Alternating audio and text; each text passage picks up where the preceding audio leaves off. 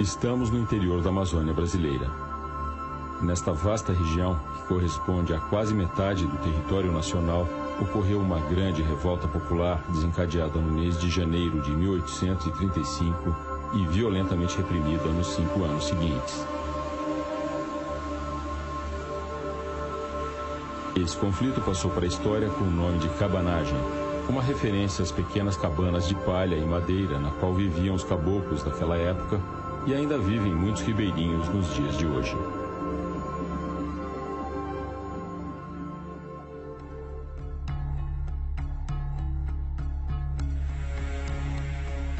Os livros didáticos de história do Brasil faziam poucas referências à cabanagem. Na historiografia tradicional, esse tema quase não era abordado. Quando eu era menino, na escola, o tema cabanagem era muito pequeno. Não sei se era o contexto da ditadura militar, né? Que também falar de uma revolução, né, que aconteceu e que o povo ganhou, né, e tomou o poder e governou durante algum tempo.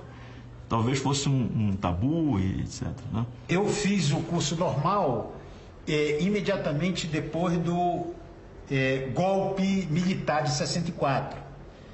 Foi governar o Amazonas um grande historiador da Amazônia, que é o Arthur César Ferreira Reis, que é um grande historiador no sentido que tem uma produção vasta e que nos ajuda. Não dá para fazer história da Amazônia sem ele, mas só com ele também não dá, porque a visão dele é a visão do colonizador, do português. E ele, como governador, adotou uma política de livro didático, de imprimir livro didático. E no livro, os cabanos são apresentados como assassinos, como ralé, como bárbaros, como sanguinários, como violentos.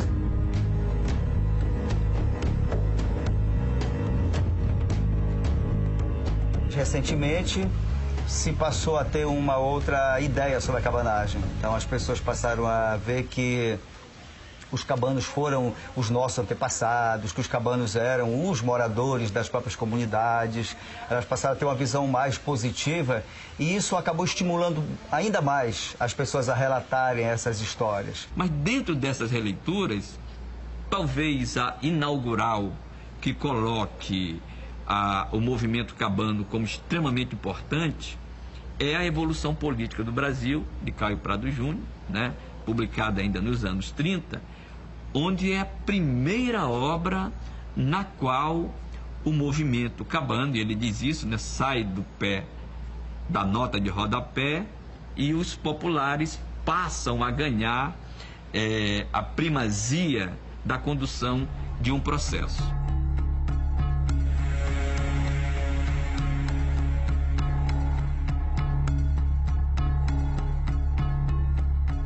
Para compreender a revolta dos cabanos, devemos recuar no tempo e conhecer a forma específica assumida pela dominação colonial portuguesa na Amazônia.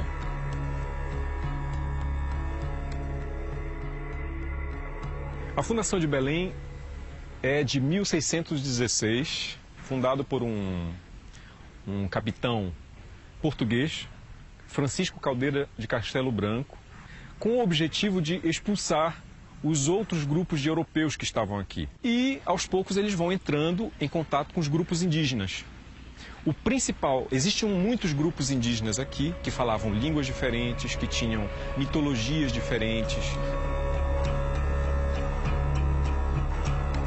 Como se sabe, a colonização da região amazônica se deu orientada pelo curso dos principais rios. O Rio Amazonas, em primeiro lugar, como o grande eixo leste-oeste de ocupação, e os seus principais afluentes. Predominava a navegação fluvial movida ao braço humano, e os remadores eram indígenas. Os índios eram os pés e mãos dos brancos na Amazônia.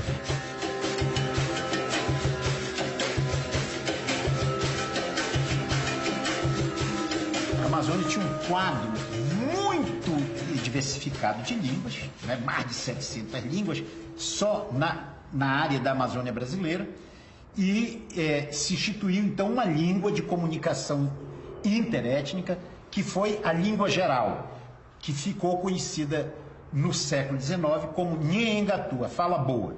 Né? Essa língua era a língua hegemônica em toda a Amazônia. Ela era falada por índios de diferentes filiações linguísticas, por portugueses, por negros, por mestiços. Era a língua de comunicação interna na Amazônia. E esta língua, ela é ainda bastante falada no Alto Rio Negro. Na minha região mesmo, ela é bastante utilizada pelos caboclos, que se auto-identificam como barés, mesmo sem ter certeza de pertencimento a esta etnia. E hoje, aproximadamente, umas 30 mil pessoas devem falar o Iengatu na região do Médio e Alto Rio Negro. É a língua da cabanagem, é a língua dos cabanos. Sem Iengatu não teria havido cabanagem.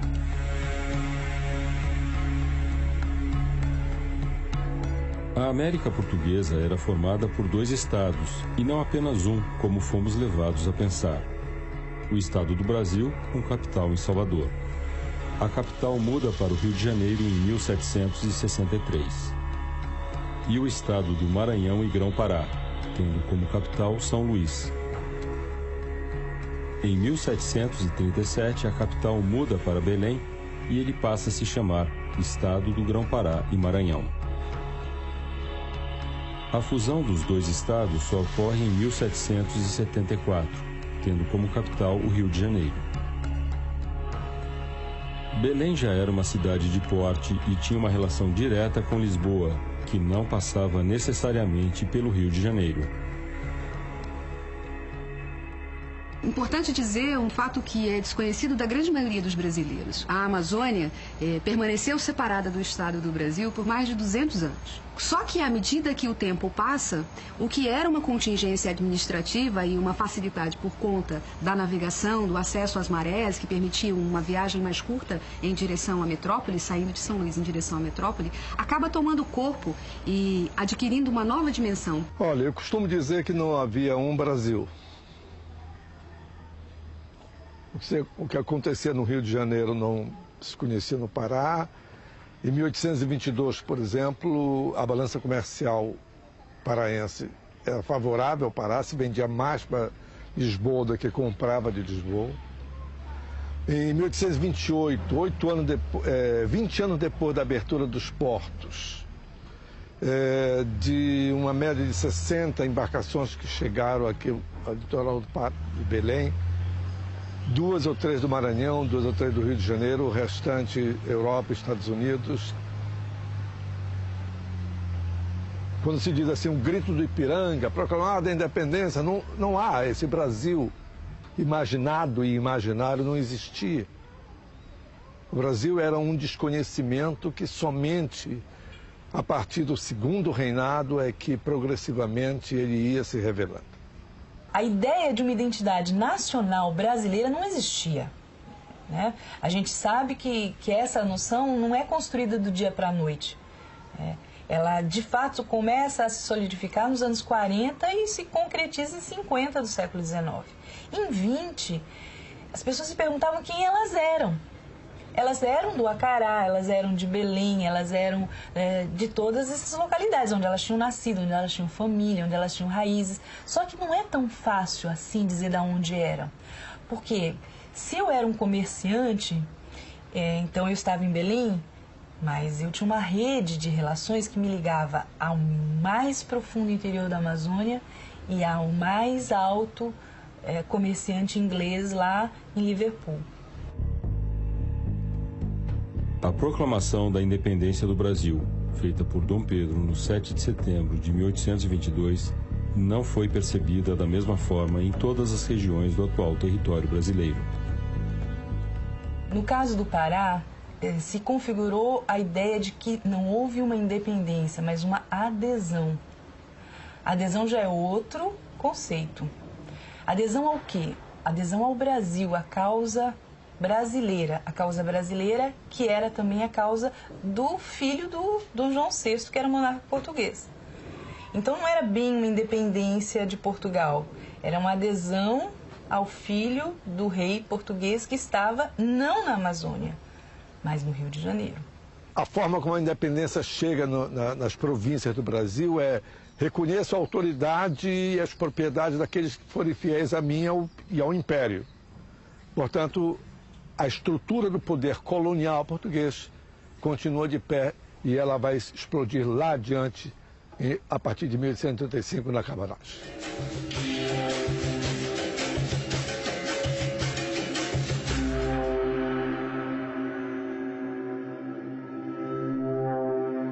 Uma visão geral da Amazônia antes da cabanagem, 10, 20, 30 anos antes da cabanagem, até mesmo já no final do século XIX, é uma região que o envolvimento popular através da rebelião, não é cotidiano e tenta, num certo sentido, estabelecer uma outra mediação para as relações de poder que ali se colocam. Santarém, na época, tinha 2 bairros, principalmente. O bairro dos Brancos, que era o bairro onde estava a catedral, toda a parte dos militares, e o bairro dos indígenas, dos tapuios.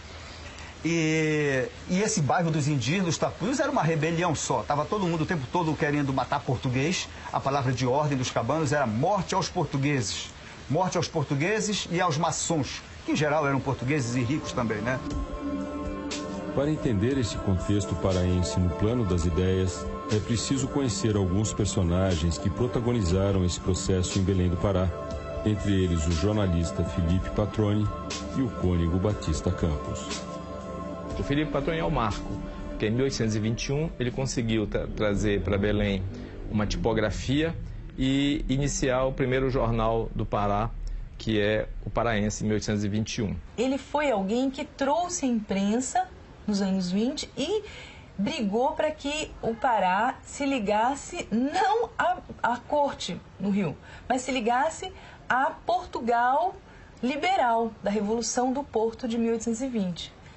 Ele põe o jornal para circular, defendendo a liberdade de imprensa, defendendo o constitucionalismo português, combatendo o arbítrio militar dos quartéis, combatendo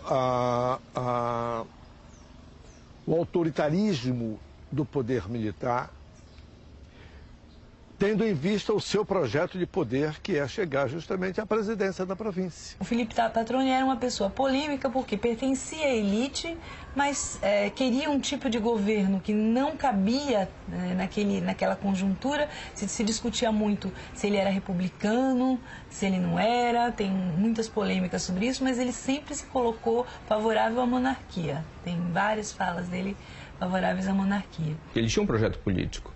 Ele não acreditava mais na monarquia absolutista, tentou a monarquia constitucional como uma forma de manter o Pará numa condição privilegiada em relação ao resto do Brasil, porque só se entende a cabanagem a partir da divisão que o Brasil em dois. Não havia um Brasil, haviam 2 Brasis. Este conjunto de ideias, este conjunto de formas de pensamento que começa com Patroni, passaria a seguir para o cônego Batista Campos. O mesmo cônego Batista Campos que lá em 1835 estará presente na cabanagem. A Igreja Católica estava dividida no Pará por ideias opostas e conflitantes. De um lado estava o bispo Dom Romualdo Coelho, homem conservador de ideias ortodoxas. Do outro lado estavam alguns sacerdotes liberais, entre eles o cônego Batista Campos. Quem era esse Batista Campos? Ele era alguém que vem do interior, tem uma família consolidada, que tem bens, começa a crescer dentro do bispado, o bispo começa a dividir poderes para ver se ele não governa muito, mas ele cresce até o final do século XVIII, início do XIX, quando começa a turbulência política. Aí, então, as coisas começam a se separar. Ele estava para brigar com o bispo. Ele acaba assumindo o jornal do Felipe Patroni, a direção do jornal do Felipe. Ele foi o segundo editor do jornal. Ele estava para brigar com o bispo quando tem o famoso episódio da maçonaria. Ele tenta entrar, não consegue entrar, aí ele se alia ao bispo contra os maçons. Então, é uma figura contraditória também. Apesar da bula papal que ameaçava de excomunhão os católicos que participassem da maçonaria, Muitos padres e políticos brasileiros a ela aderiram na primeira metade do século XIX, pois os maçons tiveram um papel importante no processo de independência do Brasil. José Bonifácio era maçom. O padre Feijó também, e foi regente do Império durante a cabanagem. Batista Campos é considerado uma espécie de mentor da cabanagem. Morreu antes do movimento cabano, mas foi lido por grande parte da historiografia como o mentor das ideias, o mentor político da cabanagem. Embora tenha falecido poucos dias antes da eclosão da revolta, Batista Campos legou para os cabanos suas ideias liberais e seu exemplo de homem insubmisso e contestador. Eles estão agindo, ou eles agiram, em cima de um projeto de poder da elite a qual eles pertenciam. Não um projeto de poder de uma socialização deste mesmo poder no sentido de transformar a estrutura da sociedade amazônica que viveu a cabanagem até 1840. A adesão do Pará ao Império do Brasil foi acompanhada de vários tumultos e terrível repressão comandada pelo militar inglês John Grenfell, o que deixou muitos traumas na sociedade paraense nos anos seguintes. No início, Grenfell conseguiu a adesão das elites paraenses ao Império do Brasil de forma pacífica, em agosto de 1823, principalmente no que se refere aos comerciantes portugueses residentes em Belém. No entanto, nos dias seguintes, conflitos de rua surgiram entre os brasileiros nascidos na terra e os adotivos, isto é, os portugueses enraizados no Pará. Paralelamente, estourou um motim de soldados brasileiros descontentes no interior da tropa, no qual também existiam soldados portugueses. Grenfell reprimiu o motim e os tumultos de rua violentamente, fuzilando 5 paraenses em praça pública e amarrando o cônego e jornalista Batista Campos à boca de um canhão para que ele confessasse sua participação como cabeça no motim. Mais de 100 soldados insubordinados foram para a cadeia e 250 civis foram encarcerados em um navio conhecido como Brigue Palhaço. Jogaram cal nos porões onde os revoltosos estavam presos e praticamente todos morreram por asfixia.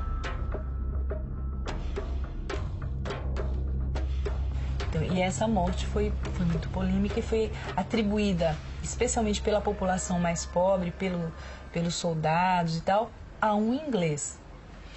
O ódio aos portugueses foi associado ao ódio aos estrangeiros. Isso foi muito importante para depois a gente entender o que vai acontecer na cabanagem, onde o ódio aos brancos foi mais generalizado.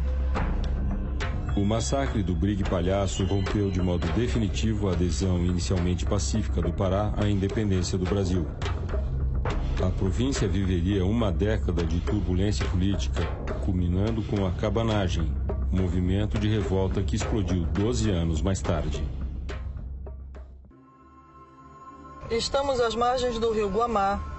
Esse espaço foi um espaço cabano. Era uma região muito produtiva, principalmente com os engenhos de cana que nós tínhamos às margens do rio Guamá. Durante a cabanagem, cada fazenda aqui foi caindo quase que em sequência sob o poder dos cabanos. Era uma região que tinha muita incidência do trabalho escravo. A entrada de escravos africanos no Grão-Pará, no antigo estado do Grão-Pará e Maranhão, foi relativamente tardia, se considerarmos o restante da América Portuguesa, né? Os principais centros de produção para exportação. Só na segunda metade do século XVIII é que passaram a entrar em escala maior os escravos africanos. Eles estavam ligados, esses escravos, sobretudo à produção agrícola. Mas quando a gente olha para Belém e arredores, não dá para pensar a cabanagem sem levar em consideração a forte presença negra, não é? E a ação centenária dos mocambos. Quer dizer, porque a luta dos negros pela liberdade no Pará, ela é muito anterior à cabanagem e ela transcende a cabanagem, vai além da cabanagem e vai além da abolição. A gente não tem só uma vertente, um objetivo.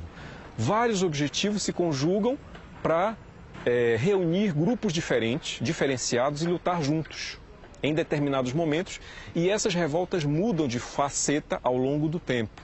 Então a cabanagem também ela tem essa característica. Então eu acho que o ideal não seria falar de a cabanagem, mas as cabanagens. A revolta dos cabanos ocorreu durante o período da regência. Após a abdicação de D. Pedro I, em 1831, em favor de seu filho, que então tinha apenas 5 anos de idade, o Brasil foi governado por regentes, conforme previsto pela Constituição de 1824. A regência foi um dos períodos mais agitados de toda a história brasileira e durou quase uma década. Estouraram graves conflitos naqueles anos. A Guerra dos Farrapos no Rio Grande do Sul, a Sabinada na Bahia, a Balaiada no Maranhão e a cabanagem no Pará. O país estava dividido em províncias e cada uma delas era governada por uma autoridade que tinha o título de presidente da província. Os membros da regência enviaram para Belém como presidente da província do Pará um homem chamado Lobo de Souza. Vulgarmente conhecido como um malhado, porque ele tinha um fio, uma mecha de cabelo branco. Isso aqui era péssimo. Essas marcas no corpo, cicatrizes, para a maior parte da tradição amazônica, eram marcas que podiam ser demoníacas. Batista Campos publica no jornal um artigo polêmico também fazendo essa associação, falando do malhado, do malhado, do malhado. E o mais interessante é que quando vai para ser morto, ele sobe na catedral e ele diz para todos: vocês vão matar quem? O governador Lobo de Souza? Aí quem o mata, que diz que é o Domingos XI, diz: não, nós vamos matar o malhado. Lobo de Souza se desentendeu com as elites locais e foi odiado pelo povo. Ele ordenou a prisão de vários líderes paraenses, dentre eles Félix Malcher. Quem era o Malcher? Malcher é uma figura muito interessante também, Félix Malcher. Ele era de uma família média, não era de uma família rica, mas ele casou com uma rica descendente dos Ambrósios, que era uma família dona de engenho e tal, na região do Acará. Então ele, ao casar, se tornou membro de toda essa rede de relações econômicas familiares que ligava os portugueses aos interiores da Amazônia. A tomada de Belém, 7 de janeiro de 35, tinha o mote de libertar o Malcher. Félix Malcher e os irmãos Antônio e Francisco Vinagre eram ligados à elite paraense e velhos companheiros do cônego Batista Campos. Devido à repressão desencadeada por Lobo de Souza, o cônego Batista Campos, que havia sido diretor do jornal O Paraense, acabou se refugiando na fazenda de Félix Malcher, no Acará, em 1834. Neste mesmo local, ele faleceu de uma infecção provocada por um acidente doméstico poucos dias antes da eclosão da Revolta dos Cabanos, em 7 de janeiro de 1835. Nesse dia, a grande rebelião foi liderada por Antônio Vinagre. Embora não tenha participado da cabanagem que nesse dia teve início, Batista Campos é considerado o mentor desse processo histórico, pois suas principais ideias nortearam a atuação dos primeiros líderes cabanos. Em janeiro, tinha uma festa, uma comemoração. E nessa festa religiosa, nessa comemoração, é que eles começaram a pensar que a cidade estava se enchendo de gente por conta da festa. Então, o Lobo de Souza foi avisado, estava no teatro até na noite anterior, no 6 de janeiro, e foi avisado que ia explodir alguma coisa no dia 7, que a cidade estava com uma movimentação muito estranha. Os rebeldes tomaram a cidade de Belém logo no primeiro dia da insurreição. Malcher foi libertado e assumiu o primeiro governo cabano. Francisco Vinagre foi nomeado comandante das armas. Esse foi o ponto de partida da maior insurreição de toda a história do Brasil. O presidente da província, Lobo de Souza, foi morto no primeiro dia da revolta e o vice-presidente também. Os cabanos mataram ainda o comandante das armas e o comandante da esquadra da Marinha.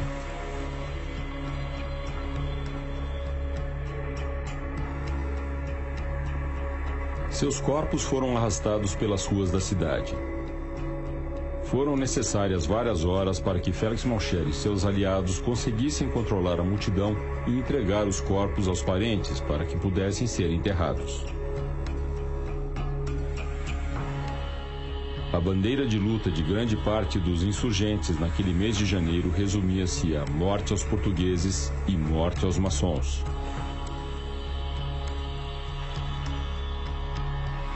Devido a campanhas que a igreja sempre fizera contra eles, os maçons eram considerados, na mentalidade popular, homens que contrariavam as leis divinas, impedindo que a justiça chegasse até as populações mais exploradas. Os portugueses simbolizavam todo um passado de exploração colonial e subjugação social. O Brasil estava separado de Portugal, mas uma parte considerável do grande comércio continuou nas mãos de portugueses durante muitos anos. Por isso foram frequentes os conflitos entre brasileiros e lusos durante o reinado de Dom Pedro I e a regência.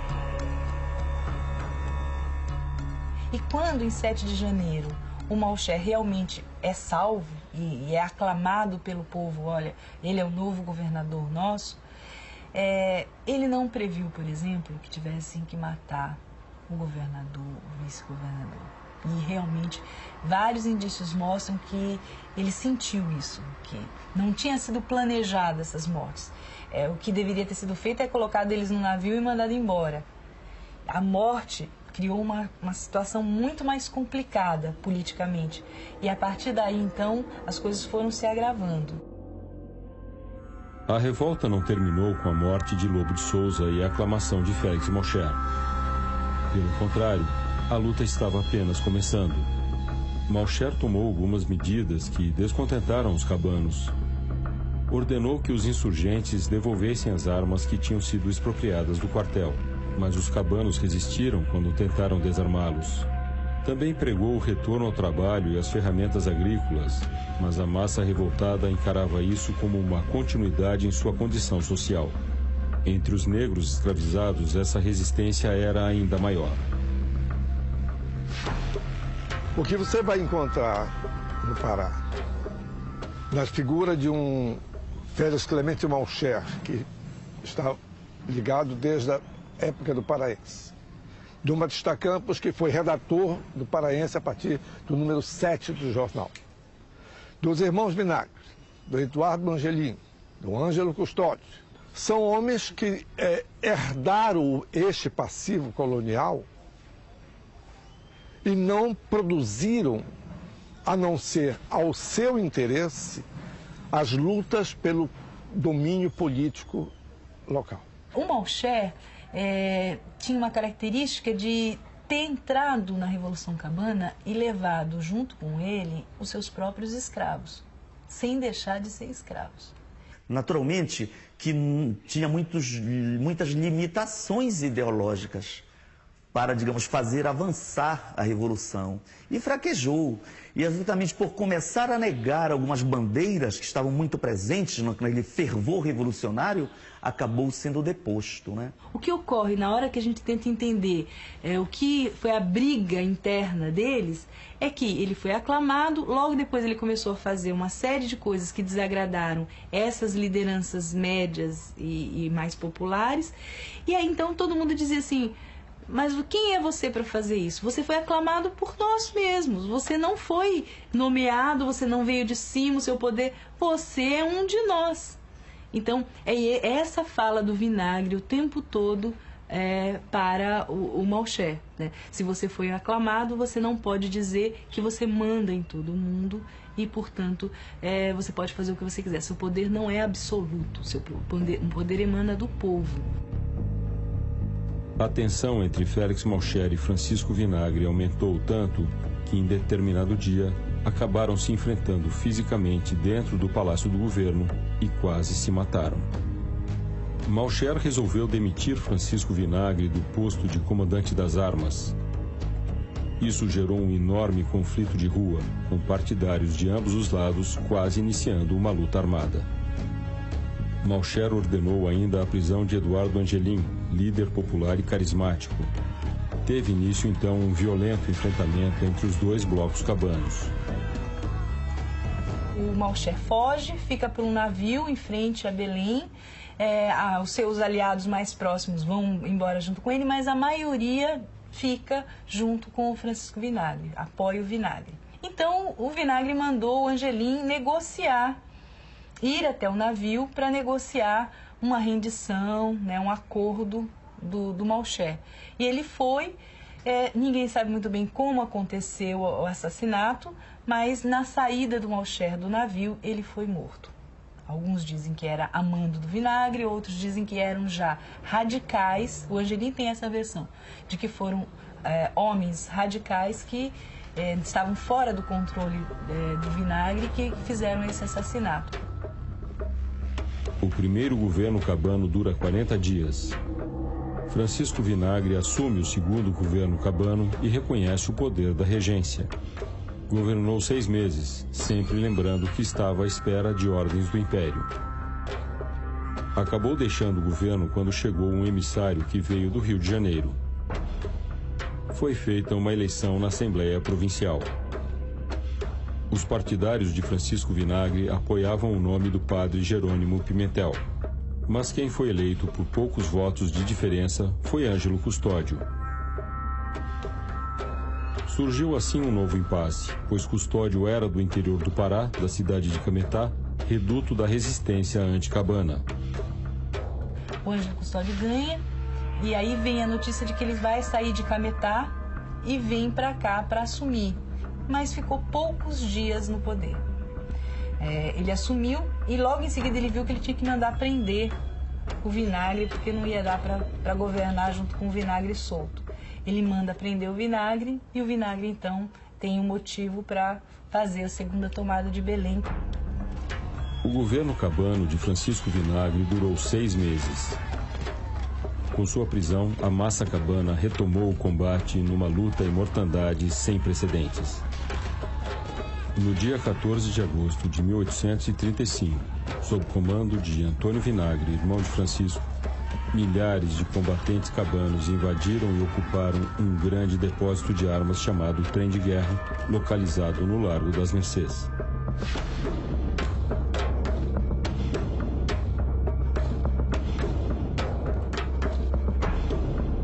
Durante o ataque ao Trem de Guerra, Antônio Vinagre foi atingido por um tiro e morreu. O comando foi assumido por Eduardo Angelim, que com apenas 21 anos se tornou o terceiro governador cabano. O Antônio Vinagre não consegue ver o terceiro governo, mas ele, na minha avaliação, é o principal responsável pela retomada do poder, né? Quando o Angelim assume o poder, ele assume em meio a um bombardeio em que franceses, portugueses e os brasileiros, as 3 esquadras mandaram bala para a cidade.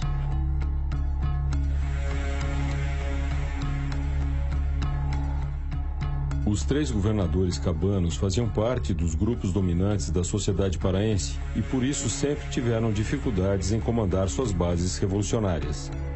Isso porque os interesses entre comandantes e comandados eram conflitantes. Quando Angelim assumiu, essas lideranças radicais também se tornaram radicais por conta desse contexto todo que se vivia, né? Muitos vinham do interior, eram descendentes de escravos, descendentes de povos indígenas. Isso, o trabalho de algumas pessoas já começou a rastrear. Tá? Então, o que é mais interessante a gente perceber é que, embora existisse uma liderança que era do Angelim, ele não dava conta mais de toda essa gente que ele tentava convencer no interior e que aqui ele não conseguia controlar. Vários líderes negros ou índios mais radicais foram punidos severamente pelos governantes cabanos, dentre eles o célebre Joaquim Afonso, oficial negro de uma milícia rebelde formada por mais de 500 homens que exigia a libertação de todos os escravos. Joaquim Afonso foi fuzilado em frente ao Palácio do Governo por ordens do governador Eduardo Angelim, que ele ajudara a chegar ao poder. Desde o século XIX, os registros nos dão conta de que O próprio Angelim, que é tido como um dos mais populares dos líderes da cabanagem, tinha muita dificuldade de se relacionar com as comunidades negras, com as populações negras. Pelo contrário, se relacionava como um senhor de escravos com ela. Enquanto os líderes cabanos enfrentavam suas contradições internas, as forças repressoras se organizavam sob o comando do brigadeiro Soares de Andréa, homem fiel ao Império. Sua estratégia visava eliminar as forças cabanas que se encontravam nas áreas do interior e isolar completamente a cidade de Belém, que estava nas mãos dos insurgentes. O objetivo era provocar o caos e a fome na capital. O Andréa conseguiu o feito de praticamente isolar. Em janeiro, fevereiro de 36, não chegava nada e não saía nada de Belém sem que as esquadras soubessem. Isso deixou as tropas do Angelim numa situação muito delicada. Muitos cabanos começaram a saquear armazéns em busca de alimentos, saindo em canoas cheias para longe de Belém, o que aumentava ainda mais a falta de alimentos na cidade. No meio desse caos, começou uma epidemia de varíola. Diante dessa situação insustentável, Angelim decide abandonar Belém com a esperança de se unir aos cabanos do interior da província. O governo cabano de Eduardo Angelim durou 8 meses. O Angelim, ele é capturado, ainda demora uns meses, mas ele não consegue chegar ao Médio Amazonas de fato, ele é capturado, é trazido para Belém, tem uma rápida passada por Belém e é enviado praticamente imediatamente para o Rio de Janeiro. A ordem do André era que essas grandes lideranças não ficassem em Belém. E que as lideranças que eram consideradas médias, assim, que vinham do interior, fossem presas numa corveta, nunca aportassem, nunca chegassem em terra. Uma situação realmente revolucionária configurou-se durante esses últimos meses no Pará, pois os dirigentes cabanos não conseguiam mais governar e na base da sociedade a radicalização era cada vez maior. Com a prisão de Angelim, o movimento cabano foi derrotado em Belém, mas não se extinguiu. Segundo o historiador Domingos Antônio Raiol, a cabanagem alastrou-se pelo Pará fora como fogo em relva ressequida.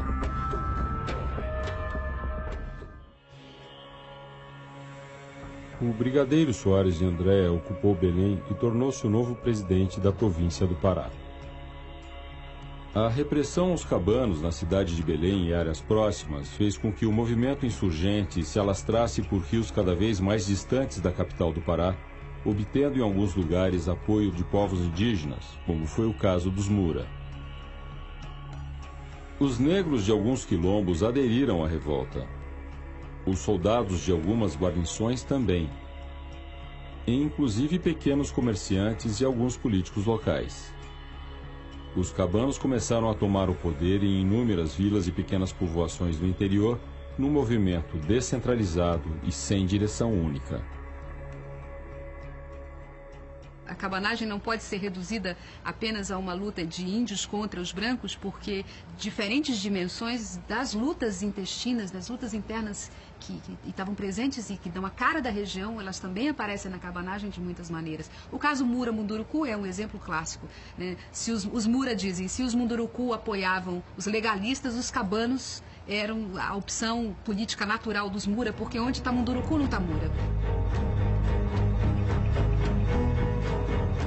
A flecha do Mura era tão veloz que quando atirada, né, ela conseguia atravessar um boi, pra você ter uma ideia, de tanta velocidade que era. Os Mura eram especialistas em táticas de ataque que eram mortais, eram chamadas, enfim, mais modernamente poderiam se chamar de táticas de guerrilha. Eles conseguiam enterrar grandes toras de madeira apontadas, né, nessa forma assim de trincheira, onde a água passava por cima. E aí quando vinham os navios, né, tocavam nessas madeiras e furavam os barcos.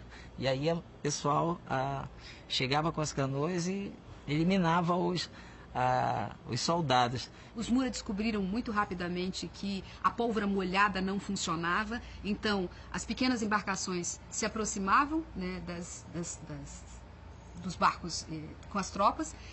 jogavam água, né, nos suprimentos e conduziam essas canoas meio perdidas, os barcos da legalidade meio perdidos, conduziam para os igarapés, para os igapós, onde os Mura atacavam das árvores.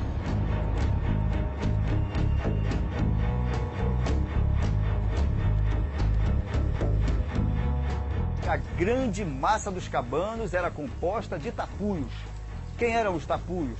Os tapuios eram indígenas que eram catequizados, eram escravizados nas fazendas, trabalhavam nas cidades de Santarém, Óbidos, Aveiro. E quando eclodiu a cabanagem, os tapuios viram a grande chance deles mudarem a história, deles se libertarem, se vingando e mudando a estrutura da sociedade. Na ilha do Marajó e em terras do atual estado do Amapá, ocorreram violentos conflitos. Santarém foi ocupada pelos cabanos. Manaus aderiu aos revolucionários sem resistência. Existem vários líderes que ainda hoje são lembrados no interior da Amazônia, né? E além do Apolinário Maparajuba, que foi o grande líder lá de Cuipiranga, que foi morto numa batalha aqui em Manaus, um outro líder muito lembrado é Jacó Patacho. Quem era o Jacó Patacho? Era um rebelde por natureza, um líder entusiasmado, cheio de esse senso de justiça, que ele veio de Belém, junto com um outro tapuio, que era o fiel escudeiro dele, e por onde eles passavam, eles iam libertando negros, escravos, índios, matavam os portugueses na espada, e os negros e os indígenas libertados amarravam as suas canoas atrás da canoa do Jacó Patacho com as outras canoas de gente que já havia sido libertada. E dizem que quando a esquadra do Jacó Patacho se aproximava das fazendas, era um terror, porque os fazendeiros viam aquilo que era uma enfiada de canoa, e os homens ficavam apavorados, principalmente os brancos que escravizavam os negros. A violência durante a cabanagem foi praticada não só por aqueles que comandavam a repressão, mas também por cabanos que se vingavam de alguns proprietários de escravos. Alguns historiadores analisaram detalhadamente processos judiciais instaurados contra revoltosos após o fim da cabanagem e constataram que, de fato, a violência não estava compartimentada em apenas um dos lados do conflito. A documentação que fala do Cuipiranga anuncia rituais de violência específicos para o Baixo Amazonas. Uma morte com a retirada de órgãos, uma morte com a retirada da pele.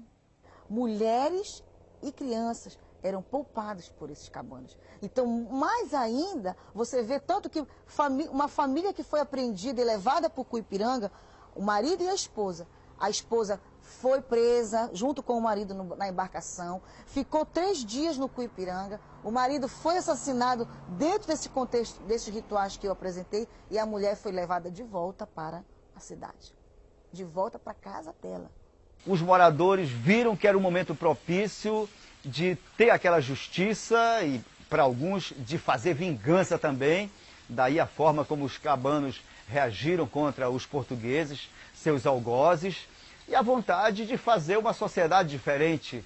Você veja que, por exemplo, o Miguel Apolinário Maparajuba, ele era um cristão, ele conhecia a Bíblia, tanto conhecia que ele usava trechos da Bíblia para animar os seus rebeldes, os seus liderados. Então esse senhor, ele era motivado por ideais indígenas, nativos, e também por ideais europeus. Então, juntando isso, ele queria uma sociedade melhor. Quando ele dizia meus irmãos, ele realmente acreditava que era possível uma sociedade na Amazônia onde as pessoas fossem irmãs umas das outras, né? Índios, negros, brancos inclusive. Nem todos os episódios ocorridos durante a cabanagem foram violentos. O melhor exemplo aconteceu com o Comando Cabano do Baixo Amazonas, que era liderado por Francisco Bernardo de Sena, homem negro de fala fácil e alfabetizado, o que era raro em 1836. O Francisco Bernardo de Sena circula com seus homens na cidade de Manaus, faz um levantamento da força militar disponível e, finalmente, quando ele resolve desembarcar na cidade, ele desembarca com 800 homens e toma a cidade sem derramar uma única gota de sangue e sem disparar uma única bala. As reivindicações dos cabanos eram simples: queriam liberdade e que a província fosse governada por um brasileiro nato, compenetrado de seus deveres e que fizesse a felicidade da província. De uma forma muito inteligente, muito diplomática também, ele chama membros da Câmara para assumir determinadas tarefas no comando da cidade. É importante dizer que até a crônica, isso dura cerca de 6 meses, e até a crônica mais oficial que trata desse período reconhece que o Francisco Bernardo de Sena foi um dos dirigentes da cidade mais ilibados e que tratou com extremo cuidado os dinheiros, os negócios públicos, especialmente os recursos públicos. Ou seja, aqueles homens que eram tratados como acelerados, bandidos, malfeitores, na verdade, ao assumir o comando da cidade de Manaus, é dito e havido como um dos seus melhores administradores. Com a tomada de Manaus, o movimento cabano alastrou-se como fogo em relva ressequida pelos rios Negro e Solimões até as fronteiras do Peru, Colômbia e Venezuela. Mas as oligarquias locais logo organizaram uma forte reação. No Rio Negro, a onda anticabana foi desencadeada por Taqueirinha e Bararoá, 2 homens extremamente truculentos e cruéis. Os rebeldes que caíssem nas mãos de Taqueirinha ou de Bararoá tinham a vida perdida, pois eles não faziam prisioneiros e, em nome da legalidade, cometeram os mais bárbaros crimes. Os Muras sabem que foram eles que colocaram um fim nas atrocidades do Bararoá, e os Muras têm consciência e fazem questão de dizer isso. Enquanto a repressão liderada por anticabanos locais se alastrava nos rios Negro, Solimões e Amazonas, a partir de Belém, o brigadeiro Soares de Andréa enviava barcos de guerra para as mais remotas localidades onde ainda existisse alguma reação por parte dos cabanos.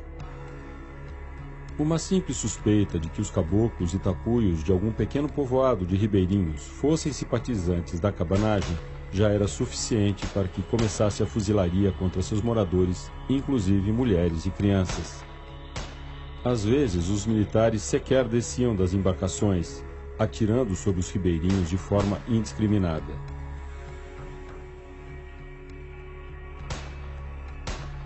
A maior parte das 40 mil vítimas da cabanagem morreu assim, e não em combate. Foi uma mortandade jamais vista em toda a história do Brasil.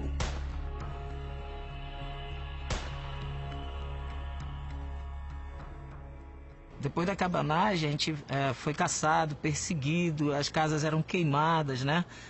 Onde tinha a aldeia era queimada e matavam as pessoas. Os próprios moradores de Vila Franca, de Pinhel, de Cuipiranga, eles dizem numa só voz que depois da cabanagem acabou tudo. Os moradores tiveram que fugir para se esconder nos buracos, na mata, nos troncos de árvores. Sumiram na mata, porque ficar na beira do rio era muito perigoso, né? As forças da repressão passavam. Então a gente sofreu isso e a perda maior foi a língua materna, que foi proibida de ser falada. E aí por que parou de falar? Porque assim, as mães tinham medo de ensinar as crianças, né? E as crianças aprendendo a falar, iriam falar na frente dos guardas, etc., dos soldados, e seriam mortos. Então isso passou a ser passado de pai para filho, não falar mais a língua, né? O maior número de mortos, com certeza, foi de índios, tapuios e caboclos. Ou seja, esses agrupamentos humanos que tinham uma tradição amazônica e que sofreu enormemente aí com as perdas em vidas. A cabanagem foi um processo desigual, heterogêneo, que assumiu formas diferenciadas nas muitas regiões amazônicas pelas quais se alastrou. Existe uma discussão enorme entre historiadores, sociólogos.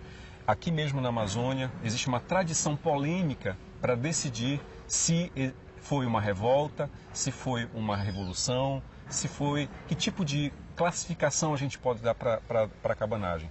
Eu acho que ela foi tudo isso ao mesmo tempo, dependendo do momento e dependendo dos grupos dos quais nós estamos nos referindo. A derrota cabana, ela não significou, digamos, o fim dos sonhos cabanos.